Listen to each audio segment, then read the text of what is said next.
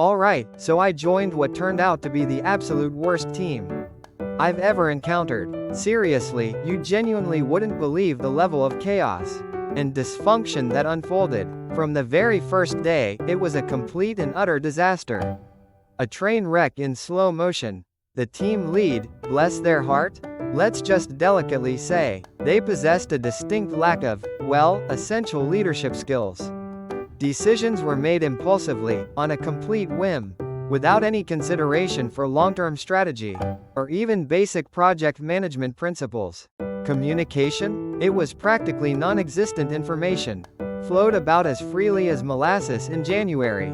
And the projects themselves? Forget about it. Deadlines were missed so frequently that it became the norm. A frustratingly predictable pattern. Expectations were wildly, laughably unrealistic. I spent the majority of my time firefighting, constantly putting out metaphorical blazes, and scrambling to salvage what I could. It was utterly exhausting, a relentless cycle of stress and frustration. There was a complete, gaping void of teamwork. No one seemed to have a clue what anyone else was working on, leading to duplicated efforts, conflicting priorities, and a general sense of disarray. I tried, I really and truly did, to offer solutions, to provide constructive feedback, and to actively help improve the situation. It was akin to talking to a solid, unyielding brick wall.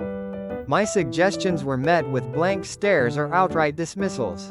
Morale was perpetually low, hovering somewhere just above the surface of despair.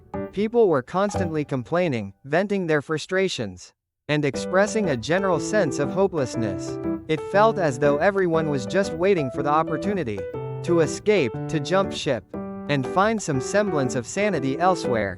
I learned a lot, though, through this incredibly challenging and often demoralizing experience. Mostly, I learned a very valuable lesson in what absolutely not to do.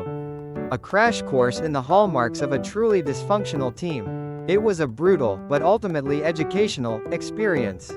The ordeal taught me a lot about the importance of resilience, the ability to bounce back from adversity, and the necessity of maintaining a positive attitude, even in the face of overwhelming challenges.